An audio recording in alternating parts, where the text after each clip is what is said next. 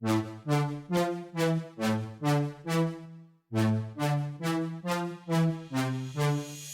back to another episode of the Next Level Minds podcast. If this is your first time tuning in today, then I am the founder and podcast host of Next Level Minds, and this is a podcast dedicated to those who want to reach a next level in their business, personal, or career life. Every other week, I'm blessed to sit down with a fully qualified guest, entrepreneur, content creator, or mover and shaker in their industry, and really walk through their story of how they have gotten from point A to point B and overcame various adversities along the way. Now, before we introduce today's guest and dive into the episode, I just wanted to go ahead and reiterate my main goal here, which is to impact over 1 million people by helping them reach a next level in their business, personal, or career life. So if you have not done this already, hit that subscribe button on the Next Level Minds podcast on Apple Podcasts. Share this episode with a family member, friend, or colleague who you think will get some value out of it. And if you're really feeling special, drop a review of Next Level Minds on Apple Podcasts and really just let me know what you think. On to today's guest. I'm sitting down with Josh Kaufman, who's the best-selling author of 3 different books, which is The Personal MBA, The First 20 Hours, and How to Fight Hydra. Face your fears, pursue your ambitions, and become the hero you are destined to be. Josh has been featured as the #1 best-selling author in business and money, as ranked by Amazon.com, and his books have sold over 1 million copies worldwide. Josh's TED Talk on the first 20 hours is one of the top 25 most viewed TED Talks published to date, with over 26 million views on YouTube. Safe to say that Josh Kaufman is the master of everything business. So y'all are in for a real treat today. I'm super excited to sit down with Josh and really pick his brain, learn more about his book that I've read, and just go in on everything business. And as we like to say here at Next Level Minds, your mindset is your greatest weapon for the battle of success.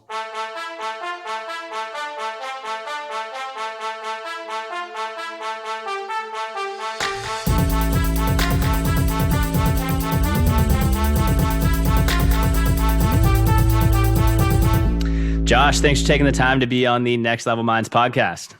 Chris, thanks for having me. Absolutely. How's everything in Colorado going right now? It is a beautiful day here, sunny and warm and not a cloud in the sky. Yeah, we were joking about your background earlier. I mean, it looks absolutely gorgeous from what I can tell.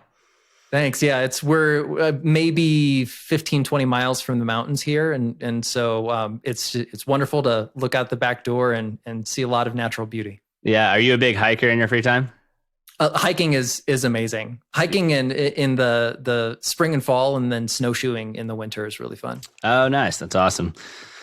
Was it hard? I know you mentioned kind of offline that your wife's originally from there. Was it hard to find, obviously, like all the cool spots and everything, or did it just kind of come with practice?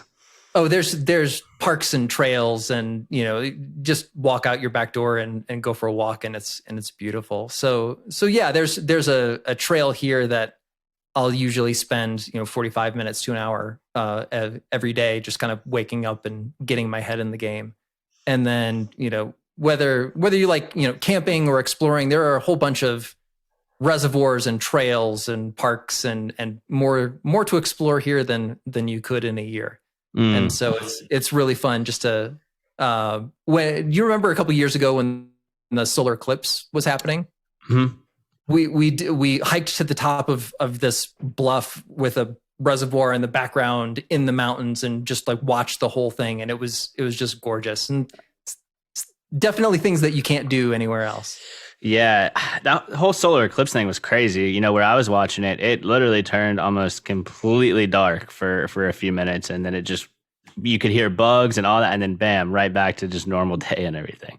Yeah. The craziest thing that I remember from that is that there's just kind of, natural background, bugs, birds, all of that stuff just going completely silent. Like the whole natural world was just like, what is going on? Then, 2 minutes later, 3 minutes later, everything gets back to normal. But I didn't expect an auditory component of that experience. And it was definitely there. No, for sure. I'm sure wildlife was just extremely confused on what the heck was going on. Nice, Josh. Well, obviously, you've written 3 books and, you have a massive TEDx talk out there. And I know you do a significant amount of consulting work and research work as well. So before we get into all that, I mean, what was teenage Josh Kaufman like? And what kind of learning lessons at a young age have you really implemented into your life now? Oh my goodness. I think that's a question that no one has ever asked me. So there we go. Congratulations on that. That's amazing. No, teenage Josh was always a very curious sort of guy. So I remember I spent a good chunk of early to mid childhood into high school reading, and so starting in fiction, reading all of the classics of science fiction and fantasy. I've never met a book that had a dragon in it that I didn't like. Hard science fiction is amazing. And it kind of towards high school started branching out into more straightforward science, engineering, physics sorts of things. Thought I wanted to be a computer engineer for a long time. So it's like, all right, let's start learning how certain things work.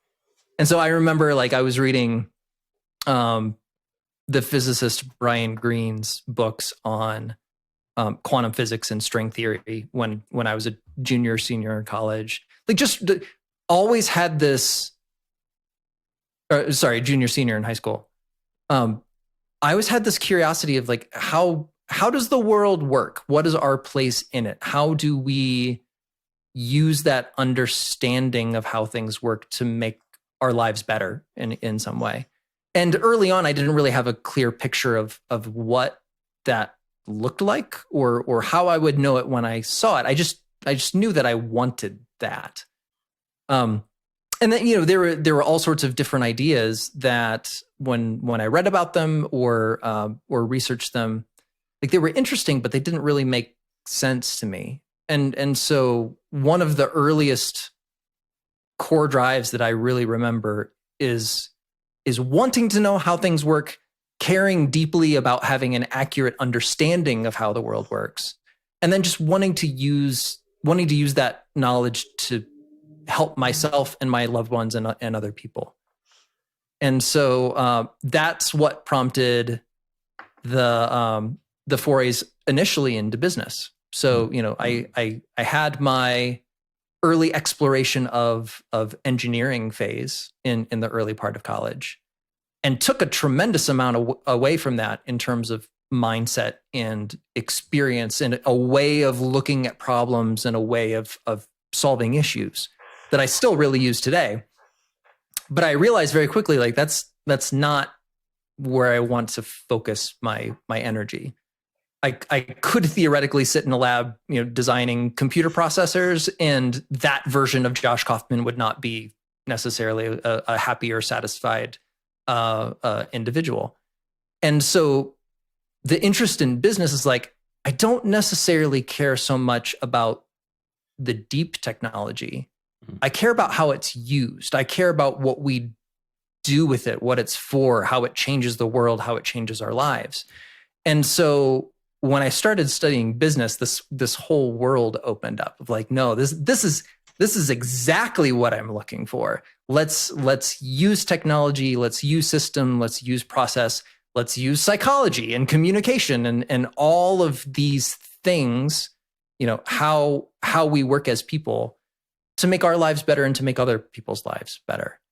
And so, once I found that as a subject, I'm all right, I'm in the right place, and just tried to read and research and learn and experiment as many things as I could, as widely as I could, and took a tremendous amount of value away from that in the later part of my college years, up into the early part of my working career. That's so cool that you mentioned you're just always curious, because I know one of your specialties is research, so it's almost like you've had so many years of experience of that because you were obviously so curious at an early age. Couple questions on that. So, you're obviously an extremely well-spoken individual. So normally from growing up, people who read a lot, at least when I was growing up, those were more the quiet individuals, not as extroverted. So were you more like an introverted type of individual, or was it kind of a hybrid of both? A hybrid of both. So Nice. at least from an energy perspective, definitely very introverted. I am. COVID was not a big deal for me because, just sitting in your house reading a bunch of books like that's what I do anyway. It's interesting. Like so from an energy perspective, I would much prefer to just stick to myself. From a growing up life experience perspective, I really had a mixture of a bunch of different things. I was involved in a very wide variety of activities in high school and college. The one that had the biggest impact was high school and college mock trial. So for a while, I thought I was going to be an attorney, and the whole thing. If you've never heard of it, it's fascinating. It's a blend of research analysis and legal argumentation and improvisational acting. And so the way the whole thing works is you get a case binder about this thick at the beginning of the season, and your team or your school is responsible for developing the prosecution or the plaintiff side of the case and the defense side of the case. And you kind of have a team for both. And in that team, you have attorneys and witnesses. So some people are playing the parts of people who will be testifying on the stand. Some people are going to act in the role of attorneys, questioning and cross-examining the people who are being witnesses. And it's an enormous amount of fun. And you learn a lot about how the legal system works. You get the, thinking like a lawyer bit, how to prepare an argument, how to speak persuasively, how to communicate a point in a way that is clear and concise and compelling and easy to follow. And so, 8 years of doing that, even with my introverted tendencies, really went a long way in helping both the communication skills, the speaking, some of those things, but then also just the research and the writing and trying to construct an argument or tell a story or, take someone mentally and emotionally from point A to point B. I use that all the time in my writing and in my research and in my consulting and advising. It's all the same skill. Yeah, you kind of took that question I was about to ask how I'm out. I was going to say, like, did doing the research on that and looking at both sides on the mock trials, did it kind of influence your writing style in today's time? Yeah, absolutely. Nice. And it's the biggest skill and really the thing that is the most important to do regardless. The world is awash in information. There's more information, there's more facts, there's more data than we can ever deal with.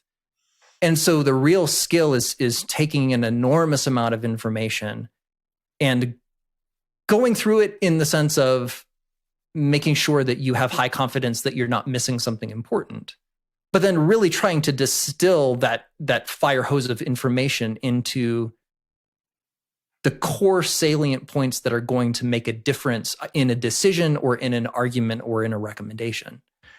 And so just that process of thinking, reading through a whole bunch of things and thinking about, all right, what's really critical here? What are the pieces that we need to emphasize? What are some things that we can de-emphasize or ignore completely and not really lose anything important by doing that? And so even now, when I read a book, I don't read cover to cover. So the vast majority of books are a preview or a going through the entire piece of information as a whole and trying to get a sense of the structure, trying to get a sense of, okay, what's the core argument? How are they supporting that argument? What are some of the sources? How did this information come about? And after you have that information, you can figure, all right, is this something that I'm going to profit from spending more time with, or do I get the point? There are a lot of books that are essentially, 3 or 4 primary points padded out into 250 or 300 pages of material. And if you get the 2 or 3 important points, then yeah, you've gotten the vast majority of the value from the information. You can say, all right, I can come back to this if I need more of it, but I'm going to go look at something else. Yeah. And then there are some sources where you spend a little time with it. It's like, this is deep and this is awesome. And this is something that I really need to study in detail because I'm going to get a lot out of it. So that's how you can start to filter, here's where I should be spending my time because it's important. And here are all the things that I can just get the gist or just get the important information and move on. Yeah. That's so funny you say that, because I was just having a conversation with a friend of mine about this information overload of so many books, so many podcasts, so many, people on Instagram, some of which aren't knowing what they're talking about at all. Some of which are. It's kind of like take information in segments, implement it into different parts of your life, and try your best not to have that information overload happen to you. Totally. Yeah. So something I want to touch on too, you talked about how you kind of, have valued systems since an early age. I know before you were involved in all that you're doing now, you obviously spent some time in corporate America. So I guess two items here, what did that really teach you about business systems? And then number two, you mentioned that path you were on showed you the path you didn't want to be on. So I'd love if you could kind of walk through that as well.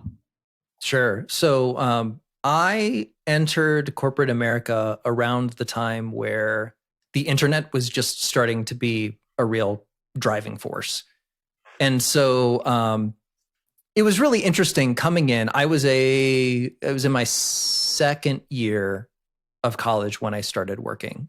So the program that I went to for undergrad, and the reason I went there is it had essentially a 50-50 mix of full-time school and full-time work. And so it was a 5-year program. By the time that I graduated, I had somewhere between 1.5 years and 2 years of full-time work experience at one of the largest companies in the world, Procter & Gamble, which is if you've never heard of it, you've probably heard of some of the brands, Tide, Crest. I worked in the home care division, which was kind of the heritage of the company. The company started by making soap and candles during the Civil War, and it's been around ever since. And so I worked in the home care division. So Dawn, Cascade, Febreze, Swiffer, and Mr. Clean were the brands that I worked on. And originally was doing some internet development stuff. It's hard to believe, but at that time, the company was hiring these external agencies and paying them like $250,000 to put up a very simple website.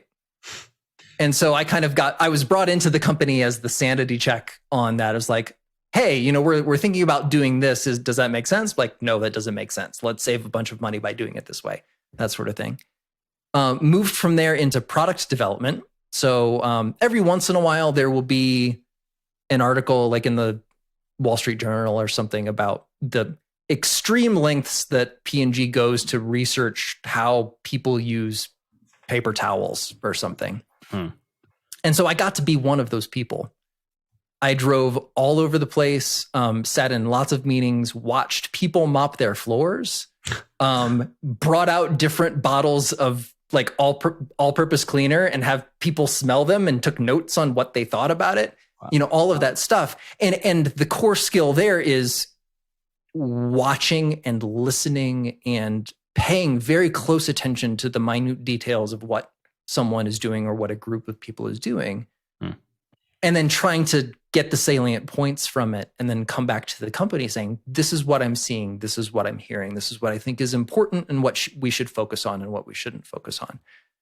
That job I loved. It was great. As weird as, designing the, what the next bottle of dish soap should look like, it was fascinating because it was this mix of, almost like understanding what the scientists can do and understanding what people want, and then understanding what the business system is capable of producing and shipping and supporting and all of that. Like, you're trying to fit this whole puzzle together. And if you do it right, you come out with a product that can be, tens, hundreds of millions, billions of dollars in value.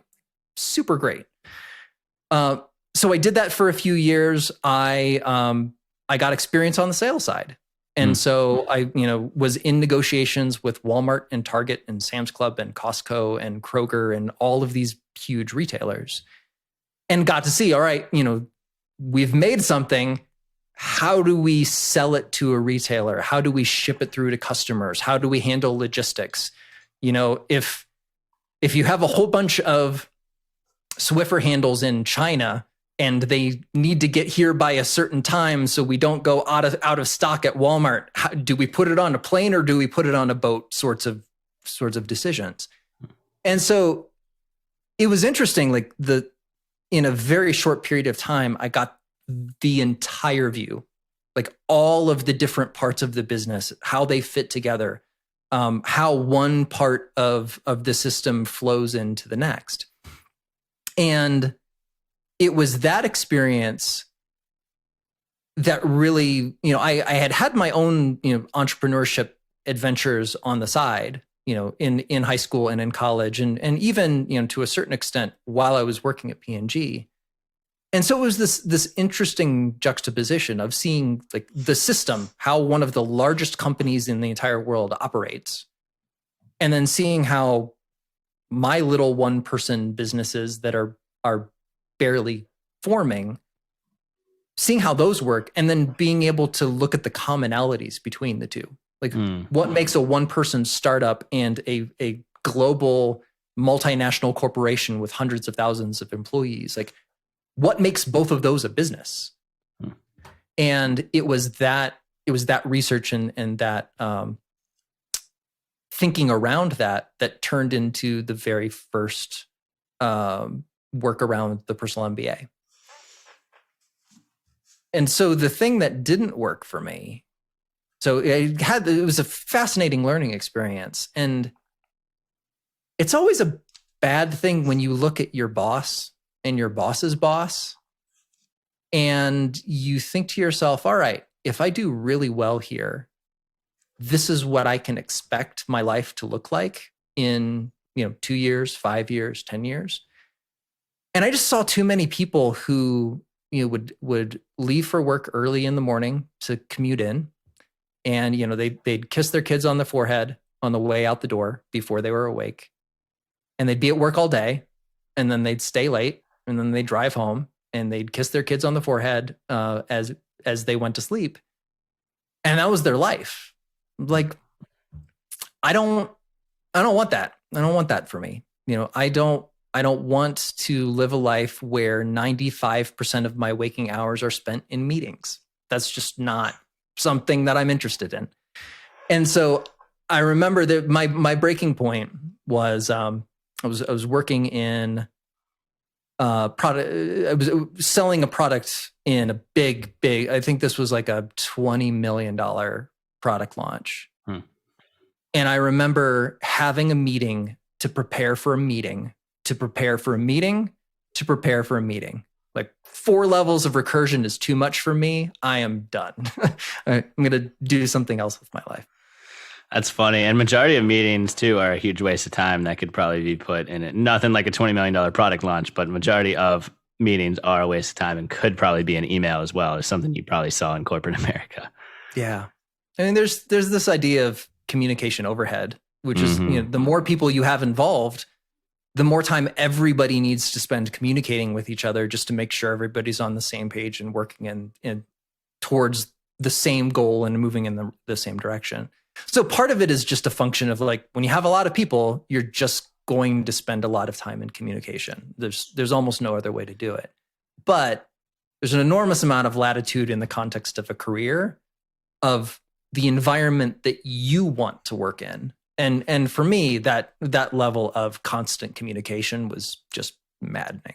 Yeah, that's so interesting. You realized, because a lot of people don't realize it. They keep working for the same company till they're 65, 70 years old, and they're in that position where they, like you mentioned, 95% of their life is meetings. That's so great that you were able to realize that at such a kind of early point in the career. Like, hey, you know what? I'm on this trajectory, but I don't want to be at this point, just not spending any time with my kids, leaving early, getting back late for the rest of my life. It was an interesting transition. I remember my dad thought I was nuts. like, hey, Dad, I'm gonna quit my job and start my own thing. And for context, he was a public educator for 35 years. And so the idea is like, no, you got the job. You got the job at the big company. This is secure. This is stable. This is predictable. It's high paying. It might be higher paying in the future. Why give up a sure thing for essentially a lottery ticket? And the reason came down fundamentally to that. Like, even if the sure thing works out, that doesn't lead to the life that I'm going to find interesting and rewarding and valuable. And we'll look back on saying, yeah, I'm happy with the decisions that I made. So even if it's a risk, and even if I need to give something up in the short term, it's really important to understand and honor what I value from this part of life. And some of that, yeah, is money. And it's important to be able to pay your bills and put food on the table and raise your kids. And all of that is important. And you're allowed to optimize for more than one thing. Mm-hmm. And so for me, it's like it needed to be a combination of yeah, this is valuable in the sense of doing what work is supposed to do, in terms of providing for self and family. And also, it needs to be something that is interesting and enjoyable and valuable. And if it's not a good combination of those two, it's not sustainable.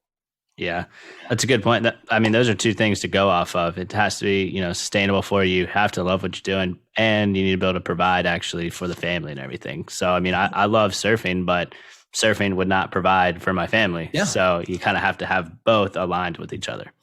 Right. And it's perfectly okay to be like, all right, I want a job that's going to, do the work that a job does, which is pay the bills, and that needs to leave me ample time for surfing because that's important and valuable. And I want to have that as part of my life. I think there's kind of a trap in the other direction, which is asking or demanding your work to be everything all at once in every direction. And so, you can kind of over optimize to your detriment in either direction. It doesn't necessarily have to be rainbows and puppies every waking moment of every day, as long as you get what you need to get out of it and you have the time and the energy and the capacity to do all of the other things that you value as well. I love that. That's such a good point. So you alluded to it a bit, but personal MBA, you mentioned a lot of your research for that book kind of started maybe at the tail end of P&G. So I would just love, in your opinion as the author, what is the personal MBA? What is that book? Yeah. So the personal MBA is my attempt to answer the question of what is a business and how does a business work? And so it's organized in a slightly different format than a lot of business books. So a lot of business books will just focus really hard on one topic. Like, this is a book about sales, and we're going to talk about sales approaches and sales techniques, and really, really go deep on one specific aspect of what's going on.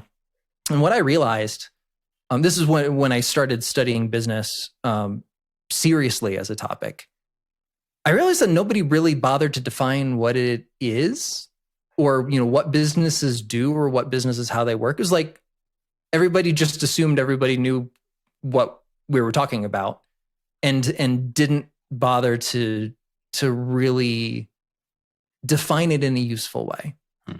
And so I, even the business courses I took in college were very siloed and very narrow, and there was no attempt to integrate it into a comprehensive understanding of what was going on. And so the personal MBA for me was, I was working in a huge business, working in tiny businesses, reading business books, collecting all of this information.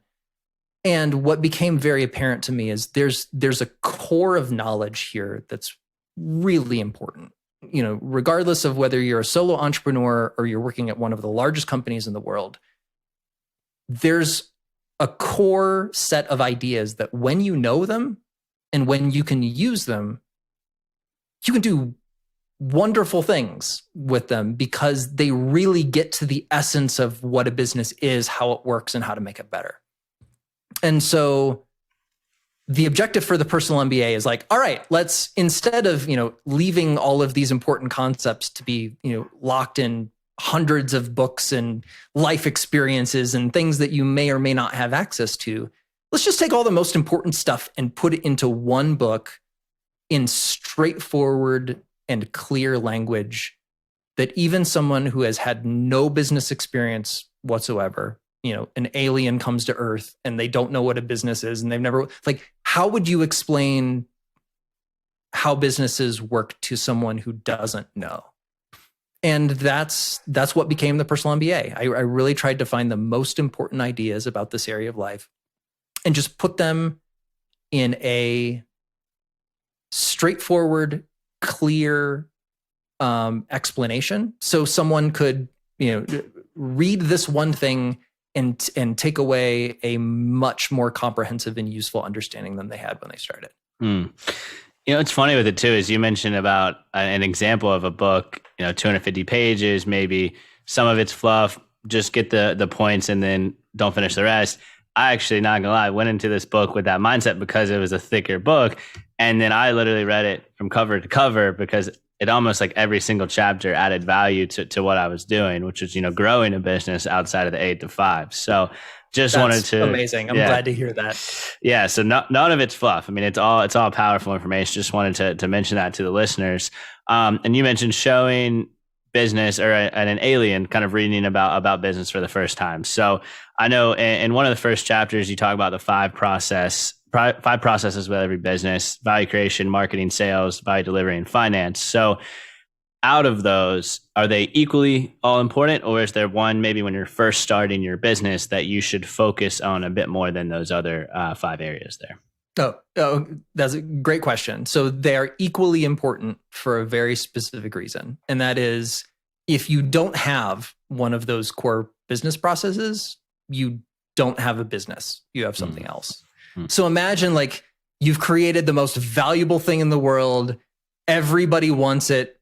You're selling a whole bunch of it and people are throwing money at you, but you have no means of delivering that to the world.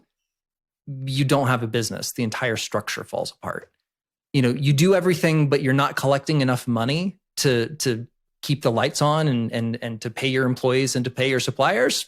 Your business is done. Game over. If you don't have anything to sell, you don't have a business. If nobody knows you exist, you don't have a business. And so, each of these things, like the core parts of every business are my attempt to define what a business is and what it does. And so it to the point where when I'm working with early stage entrepreneurs, a very common question is like, how do I write a business plan? What's a business plan? Do I need one? Is this useful? Like, this is a very straightforward exercise. Get a sheet of paper. You write value creation, marketing, sales, value delivery, and finance. And you just try to describe in plain English, how am I going to make something useful that other people will want or need? Value creation. How am I going to get the attention of people who might find this useful? That's marketing. How do I get the people who now know this exists to pull out their wallet, checkbook, or credit card and give me money? That's sales. When I take somebody's money, how am I going to actually deliver the thing that I promised them? Because if I don't, it's not a business, it's a scam. That's value delivery. And then finance is like, all right, when we're doing this, we're spending money, typically. When we're selling things, we're making money. So are we bringing in more money than we're spending? And is it enough to make all of this time and effort worthwhile? That's finance. And if we collect that information, we might be able to make better decisions in terms of how we create value, how we market, how we sell, and how we deliver value. That's finance too. And so, those 5 core processes are, once you have that model in your head, you can do so many valuable and amazing things with it, because it allows you to cut through all of the distractions and really just hone in on the parts of the system that are working and the parts of the system that are either not present or dysfunctional or could benefit from a lot of attention or improvement. And so, yeah, like even just that idea, having that in your head allows you to do so much more useful, practical, value adding activities than if you didn't understand it. And so I tried to organize the Personal MBA as a book really around these core ideas. What are the things that once you know them, everything gets easier and you're in a much better position to make improvements. Man, I love that it just goes down to those 5, because you talked about information overload. And I feel like with business plans, it's like, like, where do I even start? But if you just go at those 5, then it's like, there you go. And it takes a lot of your weight off your chest, if you will. Yeah, totally. I mean, there's so many things to think about. There are so many things to worry about. There are so many unknowns at the beginning of the process. It's like just being able to say, forget all of that stuff. I don't need to decide whether I'm going to, get angel financing or VC dollars. Like that can come later if we need it. Let's just really define, what are we trying to do? Who is it going to help? How are we going to get their attention? How are we going to convince them that we can actually deliver this thing for them? Do they want it or not? Let's just focus there for a little while. And if you do, and you're able to figure out something that people want and figure out a way to deliver it to them, then all of the later questions, particularly on the finance side or the financing side, tend to resolve themselves or become much clearer because you reach a stage of like, all right, we need to build a factory. Well, I don't have enough money in my checkbook to pay for a factory now, so let's go and start looking at some financing options, things like that. But yeah, just having a framework in your mind about what it is you're fundamentally doing and how it works just makes so many things much easier than they otherwise would be. Yeah, no, I totally agree. Can you talk about the caveman syndrome for a little bit? I thought that was something totally super interesting in your book. Yeah, so the book itself, for listeners who haven't read it yet, it's kind of structured into 3 main parts. So we talk about business, in the context of the 5 parts of every business in part 1. And then part 2 is about people and part 3 is about systems. So, businesses are created by people for the benefit of other people. And so if you don't understand how people work, you're going to be at a severe disadvantage when it comes to marketing, when it comes to selling, when it comes to managing people, all of this stuff, it's critical. And one of those things is managing yourself. So how do you get things done? How do you encourage yourself to use your time and energy in productive ways that are going to lead to the end result that you want, and not spend all of your time browsing Reddit? And so the caveman syndrome is this idea of human beings in our current incarnation. We haven't been dealing with things like the internet for very long. We haven't been sitting in the grand scope of human history. We haven't been sitting in offices for very long. The environment that our bodies and our brains are optimized to exist in and operate well in look very, very different from the demands that we're placing on ourselves on a day-to-day basis. And so, it used to be, just think about how our bodies respond to stress. So imagine in an ancestral environment, you notice that you might be, that maybe you're being followed by a predator. And, you can imagine the type of physiological response that would evoke, right? Your heart starts racing, you get all jittery, the adrenaline rushes, and you go into fight or flight sort of thing. That's super constructive in that environment. And it's important to note that in our historical environment, those periods were relatively short. And so, maybe on the order of minutes, on the high end, maybe, on the order of hours. But imagine going into work and having to deal with a terrible boss every single day for 8 to 10 hours a day for potentially years. Like we're not built for that.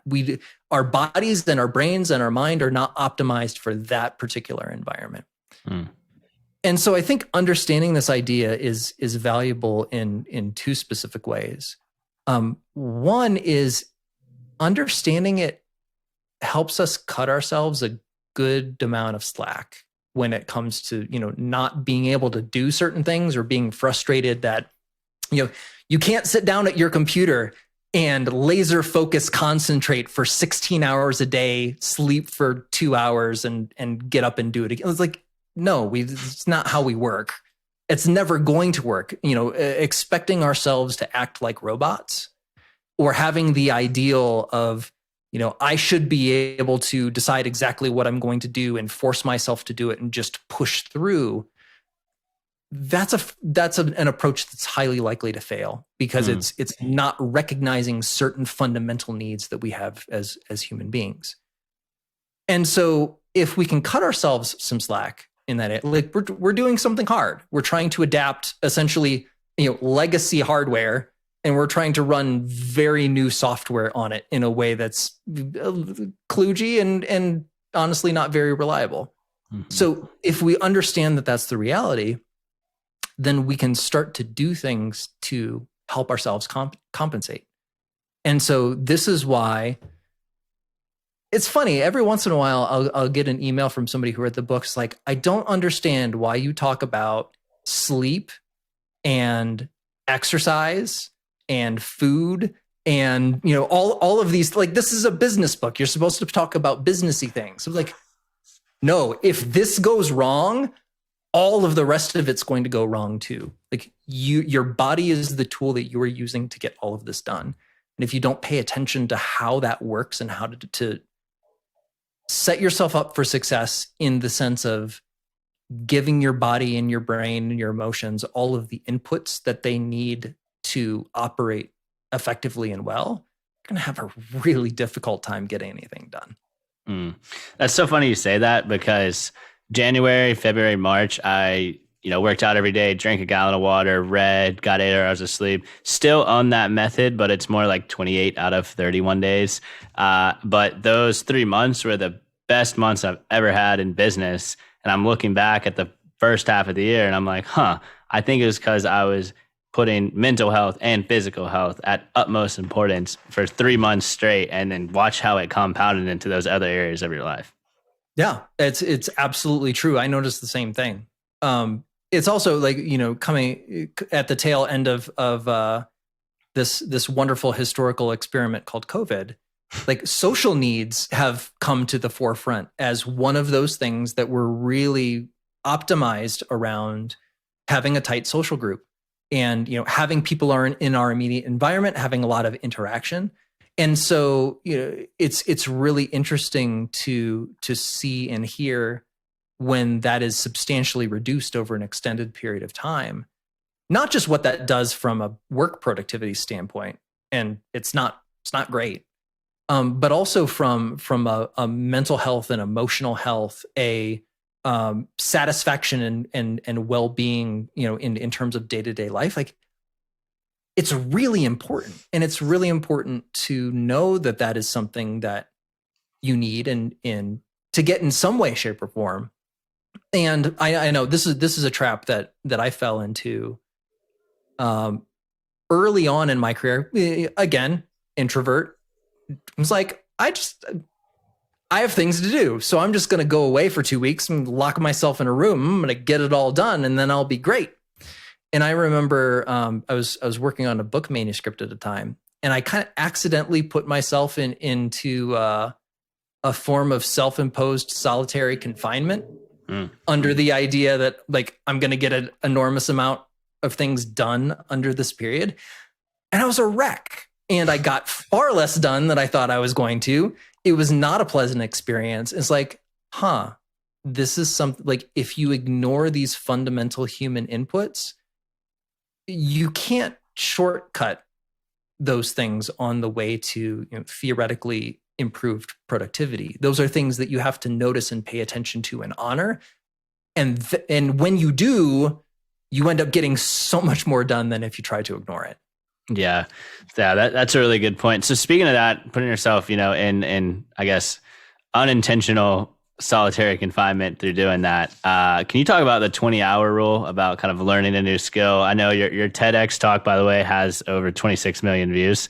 So I don't know if you saw any updated numbers there, but amazing TED talk. Like, I'd love if you could just kind of walk through kind of the 4 points that you mentioned in that. Yeah. So the idea of the first 20 hours is that I noticed that backing up a step, I really like to look at fundamental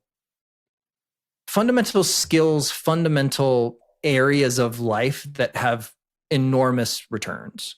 So the personal MBA is a good part. Like, if you understand how businesses work, you can do a lot of really valuable, cool stuff with that knowledge.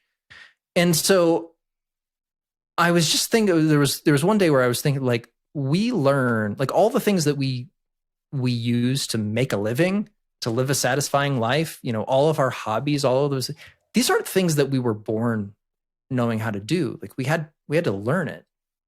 And how does that work? Because that's like, this is a really cool capability of our brains to figure out how to do something new and cool and fun and interesting and useful. It's probably worth learning or having a better understanding of how that works. But then I also noticed that when I was doing the research, so much of the body of knowledge around that was all focused at the very far end of the spectrum in terms of, expertise, or like being really, really, really good at something. But when it comes to the experience or the practice of actually doing this in our lives, most of us spend most of our time at the very beginning of the process. You're at work and somebody's like, "Can you put together a spreadsheet of this thing?" And you're like, "What's a spreadsheet?" And you just have to figure it out. And so in terms of like where we spend most of our time, it's usually at the early stages of skill acquisition. And so this was also a time that I talk about in the TED Talk, where my daughter was just born, and I love learning how to do new things, but all of a sudden I had very, very little free time to, just kind of brute force my way through it. Like, all right, this is important. I want to know how this works. It seems like the early phase is really important. And so can I figure out how to get really good at things without investing a whole lot of time in it? So that's where the first 20 hours as a concept was born. There's a very straightforward process that most people use. The people who are effective at doing this well use it implicitly. They're not kind of going through it consciously, but these are the things that work, and there are certain reasons that it works. And so there's an additional, I think you mentioned in the video, I talk about 4 steps. There's a 5th step in there, which is probably better phrased as step 0, is deciding exactly what you want to be able to do. In the years since I've done this research, published the book, talked about this with a lot of people, I've noticed that most people, when they decide they want to learn something, it's either on the like imaginary, theoretical, wouldn't it be fun if I could, blah, but it doesn't really come down to like deciding exactly what you want to be able to do. There's a difference between the example I often use is like, there's a difference between like, I want to learn Italian and like, I'm going to go to Rome next month and I want to be able to order my meals in the restaurants in the local, like there's a distinguishing factor there that's really important. And so, step 0 is decide what you want to be able to do. And the clearer and more concise you can make that, the better you can plan around doing things that are going to get you to that specific end state. Once you have that, the next step is deconstructing the skill into smaller parts. And the best illustration of this, I think, I'm not a golfer, but most people are going to know what that looks like. You can imagine, hitting the ball off the tee. Is that the right terminology at the beginning? The skill that is, whacking this tiny ball as far as you possibly can, and the skill of putting the ball into the hole on the green, you're playing the same game, but those are two wildly different skills. And so the global skill of being good at golf is not just one thing. It's a bundle of smaller sub skills that you just happen to use in conjunction with each other. And so most skills have this quality where you can take a look at what it is you're trying to do and deconstruct it, break it into smaller parts. And it will become very apparent with just a little bit of research or watching somebody, who's really good at this, do it or work for a certain period of time, where you can start to figure out some of these things are more important than others. And so, going with the golf example, you could theoretically, the first thing that you do to learn golf would be, playing with a sand wedge. You could do that, but it's not going to bring you the biggest improvement versus, getting comfortable with a driver or a putter, for example. And so, the deconstruction lets you kind of hone in on the things that you're going to use the most. And the next step, research, is going out into the world and collecting information about, A, what are those most important subskills? And then what are the things that you really need to keep in mind while you practice those things first? And a little bit of research goes a very long way. So too much research is a subtle form of procrastination, because reading about this thing or watching videos about it or doing whatever is not going to help you improve. You actually have to do the thing in order to get good at it. With me so far? Yeah, I got it. So first one is decide actually what you want to learn, step 0, and then actually deconstruct. And then 2, are you on kind of the learn research side of things now? Yep. Research. And so you got research, and then there's 2 more, right? Two more. So one is a practical step, kind of related to the caveman syndrome thing that we were talking about earlier. Remove barriers to practice. So do anything that you possibly can to make it less likely that you will be interrupted or distracted or have an excuse for not practicing today, or all of the things that modern life throws at us that make it less likely for you to invest time and energy doing the thing you want to do. So this is reasonably straightforward. Turn off your cell phone, close the door, make sure you have your tools in a place where you can always find them close at hand that doesn't require a lot of energy for you to pick it up. This is like for people who want to play guitar, sit the guitar on a stand, like right next to your desk or right next to your bed or right next to a chair you always sit in. So starting to practice is literally just like reaching over, picking it up and starting to go. Anything that you can do to remove some of that friction makes it that much easier to actually sit down and practice. And then the last step is where the first 20 hours gets its name. And it's a psychological tool called pre-commitment. And it's pre-committing to 20 hours of focus practice. And what I noticed, I used myself as a guinea pig for this book because there was a lot of research that indicated that the early period of skill acquisition is by far the most efficient period of time in terms of improvement per minute or per hour spent. This is something called the power law of practice. It's been replicated over and over and over again. When you start at something that you've never done, performance-wise, you're really bad. You're pretty much always really bad. But then when you look at how much you improve, the graph for improvement goes like this. Like you get a handle on it and you go from like not being able to do it at all to being like pretty reasonable in a short period of time. And so the goal is, all right, how long does it take to get to that? I have no idea what I'm doing. I'm terrible. This is awful. I want to stop doing this because I'm bad feeling. And getting to the point of being good enough, skilled enough to get results that you're looking for, and to not have that terrible mental and emotional experience of like, oh my gosh, I'm terrible at this. I want to stop.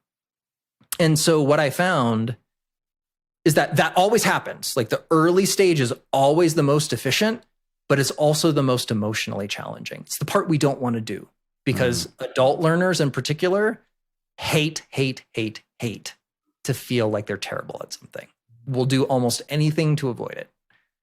And so pre-commitment is a behavioral psychology tool that is essentially saying, all right, if I'm going to do this at all, I'm going to do it for a certain period of time. So I'm committing to myself right now, no matter how terrible I am, no matter how much I don't like it, no matter how much I'm frustrated, I'm going to practice this for 20 hours. Because in my research and in my experimentation, I found that pretty much regardless of the skill, you will see a substantial improvement somewhere between the 0 and 20-hour mark.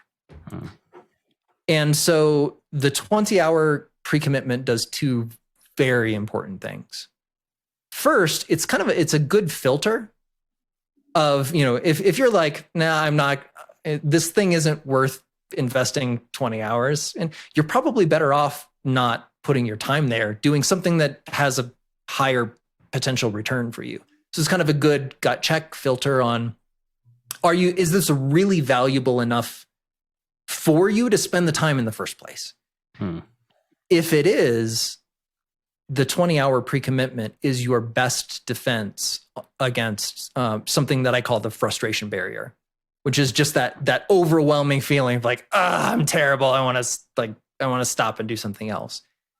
And so you can give yourself full permission, like, all right, when I get to 20 hours, and if I still hate it, and I'm still terrible, and I still don't see any value, and I still don't think that I'm ever going to get any better at this, I have full permission to quit. But I'm not going to quit until I get to that point. And what I found both with myself and with the readers and people who have tried this on thousands of different skills is everyone has that experience of being like, oh my gosh, this is so frustrating, I want to stop. And it's the pre-commitment part that makes it much easier in the moment when you're having that emotional experience and the experiencing the mental difficulty to say, you know what, this is okay. This is an expected part of the process. There's nothing wrong with me. It doesn't mean I'm bad. It just means that I ran into something that is a predictable part of the process. And if I just keep going, I'm going to get it. And when they keep going, they do. And that's how it works. And that's why it works. Yeah, that's such a good point. And real quick with the 20 hours, is it 20 hours in like a week or 2 weeks, or is it just throughout a year? It doesn't matter. Okay, cool. Yeah, doesn't matter. I usually recommend kind of as a sane default, think like 20 to 40 minutes a day over the course of a month or two. It really depends on the skill, but that's in terms of planning, that's a structure that I've seen work for lots of people. Yeah, I like that you use the golf example because I think I just passed that 20-hour point where I'm now starting to get a bit better. And like I hated doing it at first because I would just embarrass myself in front of people. And now I'm like at the point where I'm confident enough to go in front of people I don't know, swing a golf club. And it may not be the prettiest thing in the world, but it'll kind of get from point A to point B, and I'm more confident. But you gain the confidence with experience and everything too. So totally. One of my favorite parts about using this as a framework is it's recursive. So you can do it over and over and over again. And so, maybe, going with the golf example, you can invest 20 hours and get to a certain point and ask yourself, like, did I get what I was looking for? Is this, is more investment in this area something that's going to be great for me? And for some skills, it may not be. You might be like, all right, I got what I was looking for. I'm going to go, learn this other thing now. For some skills, and golf is a really great example of this, people play golf for decades. And one of the reasons is that there's always something to work on. And so you can use the exact same process to be like, all right, I'm comfortable on the course. I'm comfortable swinging this club. My driver skills need a lot of work. I'm just going to focus on this area of my game right now, get a lot of practice at the driving range, and that'll be great. I'm just going to invest here, do the same thing. One of the skills that I learned in the process of doing the research for the first 20 hours was computer programming. I had done a little bit in college. I had the experience of like, this is terrible. I have no idea why somebody would want to spend their time doing this, because it was artificial problems. It didn't make any sense, didn't connect to anything. But once I realized that I had real problems that could be solved by getting good at this, like now I have the interest, now I have the motivation. And so I finished the manuscript for First 20 Hours almost 9 years ago.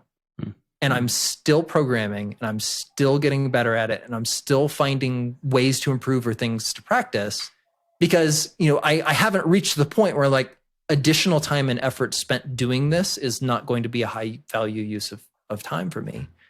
And so, that's the wonderful thing. Like you can increase the variety of things that you're able to do, but you can use the exact same process to increase the depth of your knowledge and experience and skills in the highest value things that you know how to do as well. And that to me really underscores how important and how universal and how useful this approach is to the topic.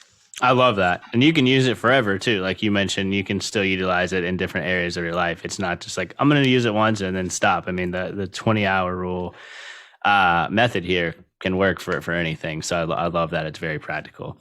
Yeah.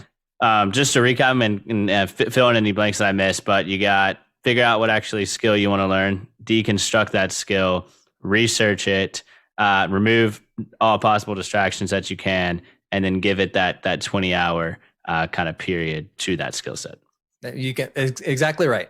Perfect. So I guess last question for you. What would be just one word, Josh, to kind of describe, I guess, your journey that you've had so far in life? Circuitous. I love that. That's amazing. I'm not gonna lie. I don't know how to spell that word, but I love that's the word. I would have to look it up too. Yeah. But yeah, like I think that's the fun part of life, right? Like you explore and you experiment and you learn a whole bunch of different things. You learn what works for you and what doesn't work for you, and you combine what you know and the things that work into something that's really grand. I think a lot of people have this image of life as like, I know exactly what I want. I know exactly how I'm going to achieve it. And you just like go in that direction until you reach the finish line. And that's a successful life. I don't know a single person on the face of the earth that has that particular story. And it really helps to not just realize, but to embrace that there's a lot of randomness. There's a lot of trial and error. There's a lot of trying to something to see if you like it or if it works for you. And I think that whole idea of experimentation or exploration as an approach or as a practice, like something to be embraced, is highly undervalued. And so, more flights of fancy, more trying something to see if you like it, is always an approach that has provided benefits that I never expected. That's amazing. Thanks for sharing that. And I think it just gets everyone excited to go out there and actually take action, which is at the end of the day, really what matters most on a lot of things. So thanks for saying that word and kind of practical example there. Absolutely. Yeah. So where can people connect with you, Josh? I mean, what all do you have going on? I know you have 3 books out right now. So I would love for you just to kind of take it from there and update the listeners on everything. Yeah, the best place to find more information about my work and my research and the crazy experiments that I'm up to is at joshkaufman.net. And I do, if you're interested specifically in the personal MBA or the first 20 hours, you can go to personalmba.com or first20hours.com and find information specifically related to the book. But yeah, it's I am in the middle of all sorts of crazy and interesting projects. I work with early stage entrepreneurs, helping get businesses off the ground or call it accidental entrepreneurs who find themselves, they making something valuable, but realizing that they don't really have any business knowledge or experience and wanting to level up their skills in those areas. So if you're interested in that, again, joshkaufman.net is the best place to find me and reach out. Perfect. Well, Josh, thank you so much for hopping on the podcast. It was an absolute pleasure to have you. And again, man, I hope you just continue to do what you're doing because I love all the content you're putting out there. Thanks, Chris. I really appreciate that. And thanks for being such a wonderful host. I appreciate it. Well, that's it, guys. Thanks again for taking the time to tune into this week's episode of Next Level Minds. Definitely check out The Personal MBA. I've personally read that book, and it has drastically changed my life in a positive way. So be sure to check it out. Definitely look at Josh's website. He's got some amazing content on there. And be sure to share this episode with a family member, friend, or colleague who you think will get some value out of it. And as we like to say here, your mindset is your greatest weapon for the battle of success.